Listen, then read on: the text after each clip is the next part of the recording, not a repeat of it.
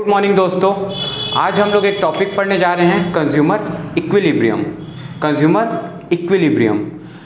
A consumer is a person who makes some purchases to fulfill his want. His main purpose is to maximize the satisfaction with the given resources.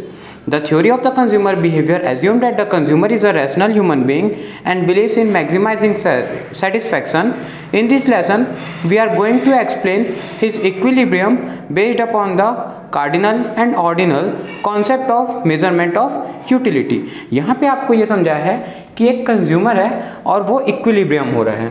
Consumer जो है वो equilibrium कब होगा? तो consumer जो है वो equilibrium तब होगा जब वो मैक्सिमम सेटिस्फैक्शन गेन करेगा। क्या करेगा? मैक्सिमम सेटिस्फैक्शन गेन करेगा। अच्छा बताओ, कंज्यूमर सेटिस्फैक्शन कैसे गेन करता होगा? कंज्यूमर जो है वो सेटिस्फैक्शन गेन करता है कंजप्शन करके। क्या करके? कंज्यूम करके, कंजप्शन करके वो सेटिस्फैक्शन गेन करता है। तो what do you mean by the term consumer equilibrium? तो कंज्यूमर इक्विलिब्रियम मतलब होता है कि उसका कंज्यूमर का कंजप्शन लेवल उसके दिए हुए रिसोर्सेज पे जितना वो उस पर खर्चा कर रहा है तो वो मिनिमम स्पेंडिंग करे और मिनिमम स्पेंडिंग करके उसको क्या मिल जाए? मिनिमम स्पेंडिंग करके उसको मैक्सिमम रिटर्न मिल जाए। क्या मिल जाए? मैक्सिमम रिटर्न उसको मिल जाए या मैक्सिमम उसको क्या मिल जाए? आउटपुट मिल जाए। तो इसको हम लोग बोलते हैं क्या? कंज्यूमर का इक्विलिब्रियम पॉइंट। ऐसे पॉइंट को हम लोग बोलते हैं कि कस्टमर यहाँ पे क्या हो गया? बैलेंस हो गया। और इस बैलेंस पॉइंट को हम लोग बोलते हैं, सपोज कर लो ये तराजू है और यहाँ पे वो मिनिमम इनपुट दिया, मिनिमम इनपुट लगा करके वो मैक्सिमम सेटिस्फैक्शन गेन कर रहा है, मैक्सिमम सेटिस्फैक्शन गेन कर रहा है। तो यहाँ पे क्या हो गया? बैलेंस हो गया। इस पॉइंट को बोलते हैं कंज्यूमर का equilibrium point, where the consumer is in being balance, जहाँ पे कंज्यूमर अपने आप को क्या कर पा रहा है? बैलेंस कर पा रहा है। तो इसके अंदर में हम लोग कस्टमर के सेटिस्फैक्शन को, किसको याद रखना वर्ड क्या? कस्टमर के सेटिस्फैक्शन को हम मेजर करेंगे। अच्छा कौन मेजर करता होगा? तो याद रखना हमेशा प्रोड्यूसर।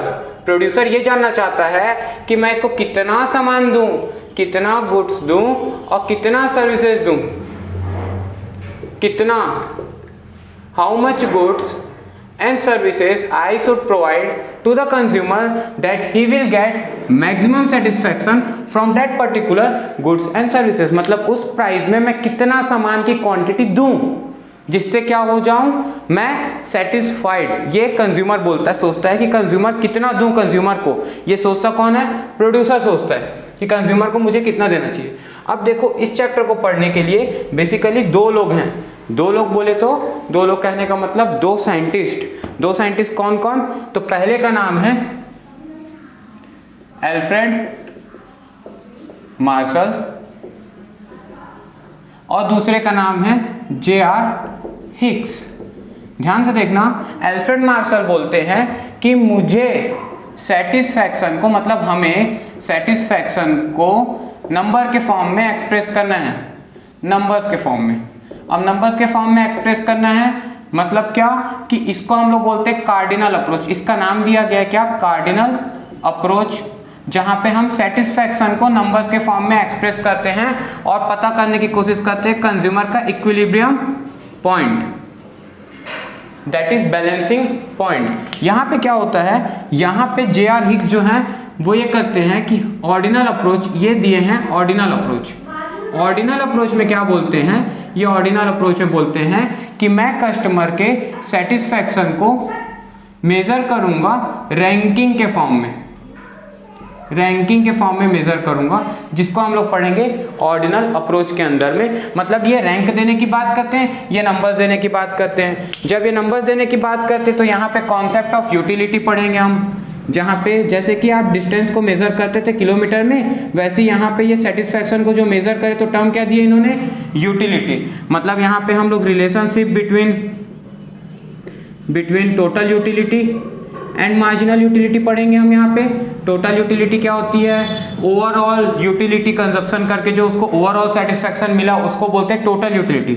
मार्जिनल यूटिलिटी मतलब क्या होता है? हर एक मार्जिन में जो उसको मिली ना वो होती है मार्जिनल यूटिलिटी। यहाँ पे फिर हम पढ़ेंगे कंज्यूमर का equilibrium point in single commodity. कि कंज्यूमर सिंगल कमोडिटी में कैसे इक्विलिब्रियम गेन करता है, और सेम वैसे ही कंज्यूमर का इक्विलिब्रियम पॉइंट इन 2 और सेवरल कमोडिटीज, 2 या 2 से ज़्यादा कमोडिटीज में कंज्यूमर कैसे इक्विलिब्रियम गेन करेगा। ये हम लोग पढ़ते हैं कहाँ पे, हम लोग पढ़ेंगे ये सारा कार्डिनल अप्रोच के अंदर में। ऑर्डिनल अप्रोच की अगर बात करें तो हम यहाँ पे पढ़ेंगे इंडिफरेंस कर्व। हम इंडिफरेंस कर्व में बजट बनाना सीखेंगे, बजट सेट सीखेंगे हम यहाँ पे, एंड बजट लाइन सीखेंगे, बजट लाइन सीखेंगे जिसको प्राइस लाइन भी बोलते हैं। तो यहाँ पे क्या होता है, ऑर्डिनल अप्रोच में हमने कर्व दिया, रैंकिंग दी है। तो ये सारे टॉपिक्स हमको सेकंड चैप्टर में कवर अप करना है, जो आपको हमारे सेकंड वीडियोस में आपको मिलना शुरू हो जाएगा।